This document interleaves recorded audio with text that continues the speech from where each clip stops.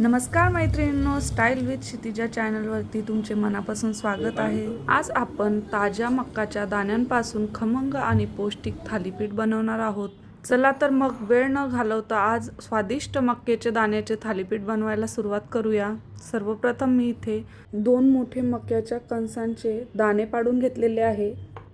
आपल्याला ते थोडे थोडे करून मिक्सरला लावून बारीक करून घ्यायचे आहे। जास्त पण बारीक करायचे नाहीये, मीडियम आकारात बारीक करून घ्यायचे आहे। तुम्ही बघू शकता मी कशी पेस्ट केलेली आहे।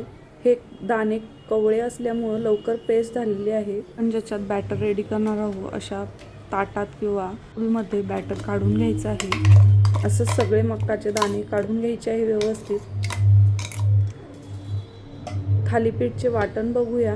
वाटणासाठी साहित्य घेतलेलं आहे, जिरं घेतलेलं आहे, कढीपत्ता घेतला आहे, लसूण आणि 7-8 मिरच्या घेतलेल्या आहे। आमच्या घरात थोडंसं झणझणीतच खातात, त्याच्यामुळे मिरच्या मी थोड्या एक्स्ट्रा घेतलेल्या आहे। तुम्ही तुमच्या अंदाजानुसार घेऊ शकता। आणि जिरंसुद्धा आपल्याला टाकून घ्यायचं आहे। त्याच्यात थोडीशी हळद टाकून घ्यायची आहे। बघू शकता मी कसं व्यवस्थित बारीक केलेलं आहे। आणि तेच वाटण आपल्याला बॅटरमध्ये टाकून द्यायचं आहे, जे आपण मक्केचं करून ठेवलेलं। आणि त्यात 2 मोठे कांदे आणि भरपूर अशी कोथिंबीर मी टाकून घेत आहे। आणि चवीनुसार मीठ टाकून घ्यायचं आहे आपल्या। आणि इथे मी तीळसुद्धा टाकत आहे 2 चमचे। ते आणि खूप छान टेस्ट लागते। आणि बाइंडिंग व्यवस्थित जमण्यासाठी मी ते मिक्स ग्रेनचं पीठ वापरत आहे। त्याच्यात भरपूर असे ग्रेन्स मी मिक्स केलेले आहे। त्याचा व्हिडिओ मी ऑलरेडी अपलोड केलेला आहे, तर बघू शकता। मी तो 1 कप घेतलेला आहे मोठा। आणि व्यवस्थित मिक्स करायचं आहे, जेणेकरून आपल्या थालीपीठला बाइंडिंग व्यवस्थित येईल। जास्त पाण्याचा यूज होणार नाही आणि खूप पातळही नको। हे आपण बघू शकता किती मी व्यवस्थित मिक्स करत आहे। कसल्याच पिठाच्या गाठी नको असायला, म्हणून व्यवस्थित मिक्स करायचं आहे। तुमच्याजवळ मल्टीग्रेन चपातीचं पीठ नसेल तर तुम्ही वेगवेगळं टाकू शकता। बेसन पीठ, ज्वारीचं पीठ, बाजरीचं पीठ, असे वेगवेगळे नाचणीचे वगैरे तुम्ही त्याच्यात टाकू शकता। चला तर इथं आपलं रेडी आहे थालीपीठचं बॅटर। आणि मी इथे चटणीसाठी काही साहित्य घेतलेलं आहे, तुम्ही बघू शकता। 1 वाटी शेंगदाणे, कोथिंबीर, कढीपत्ता, जिरं, मीठ, मोहरी, मिरची आणि लसूण। सर्वप्रथम आपल्याला शेंगदाणे भाजून घ्यायचे आहे। शक्यतो भाजण्यासाठी लोखंडी तवा वापरा। आणि शेंगदाणे आपल्याला एकदम खरपूस भाजायचे आहे, जाळायचे नाही आहे। कमी गॅसवर व्यवस्थित भाजून घ्यायचे आहे खरपूस। इथे आपले भाजून झालेले आहे। तशाच आपल्याला इथे मिरच्यासुद्धा भाजून घ्यायच्या आहे। इथे आपल्या मिरच्या भाजून रेडी झालेल्या आहे।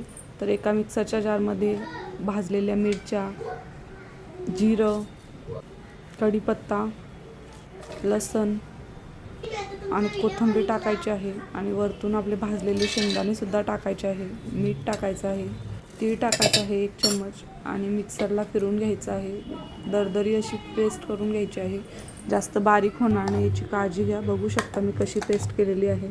चला तर फोडणी देऊन घेऊया। इथं मी 1 मोठा चम्मच तेल घेतलेलं आहे। तेल तपलं की मोहरी टाकून घ्यायची आहे। मोहरी तडतडली की लगेच कढीपत्ता टाकून घ्यायचा आहे। मग लगेचच आपल्याला तयार केलेलं वाटण टाकून द्यायचं आहे। आणि वाटण व्यवस्थित मिक्स करायचं आहे। उरलेलं पातेल्याला असलेलं वाटणसुद्धा पाणी टाकून त्यात टाकून द्यायचं आहे। 5 ते 10 मिनटं व्यवस्थित होऊ द्यायची आहे। तर आपली चटणीसुद्धा रेडी आहे। चला तर आता थालीपीठ बनवूया। इथं मी ओला एक व्यवस्थित धुतलेला कपडा घेतलेला आहे। कपड्यावर वरती पाणी टाकून घ्यायचं आहे थोडंसं। आणि आपण हाताने बघू शकता मी कसा व्यवस्थित गोल करून घेत आहे त्याचा आकार, जेणेकरून तो वेगळे आकार होणार नाही, फाटणार नाही, असं करून घ्यायचं आहे। आणि थापण्याच्या अगोदर हाताला पाणी लावायचं आहे, जेणेकरून तो चिटकणार नाही हाताला। आणि थोड्या थोड्या वेळाने पाणी लावतच राहायचं आहे, मग ते व्यवस्थित थापला जातो। तुम्ही बघू शकता मी कसं व्यवस्थित थापून घेत आहे।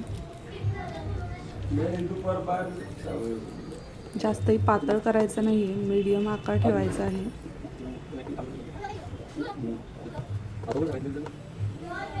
आणि त्याला तेल मुरावं याच्यासाठी होल करून घ्यायचे आहे छोटे छोटे 4 आणि वरतून सिझनिंग तीळ टाकायचे आहे आपल्याला. हे ऑप्शनल आहे, मला आवडतात म्हणून मी टाकलेले आहे तर, आणि खायलाही खूप छान लागतात वरतून. परत एकदा तीळ निघू नये म्हणून थापून घ्यायचे आहे. आपल्या इथं तवा तपवलेला आहे मी, तव्याला थोडंसं तेल लावून घ्यायचं आहे अगोदर. आणि थालीपीठ सोडताना काळजी घ्यायची आहे, आपण डायरेक्ट कपड्यासहित त्याच्यावर तव्यावर टाकणार आहोत, त्याच्यासाठी थोडंसं काळजी घ्यायची आहे. एकदम अलगद टाकायचं आहे आणि हळूच हाताने काढून घ्यायचं आहे, कापड लगेच निघून जातो. आणि वरतून तेल फिरवायचं आहे. एक साईड व्यवस्थित झाली की लगेच परतून घ्यायचं आहे दुसऱ्या साईडला. तुम्ही बघू शकता किती छान होत आहे. असे सगळे मी इथं थालीपीठ करून घेतलेले आहे. आणि असं वरतून थोडं थोडं तेल टाकल्याने एकदम खरपूस लागतात. व्यवस्थित दोन्ही साईडने परतू द्यायचे आहे, कुठेही कच्चं राहू नये याची काळजी घ्या. थालीपीठ कच्चे राहू नये म्हणून व्यवस्थित दाबून दोन्ही साईडनी व्यवस्थित भाजून घ्यायचे आहे.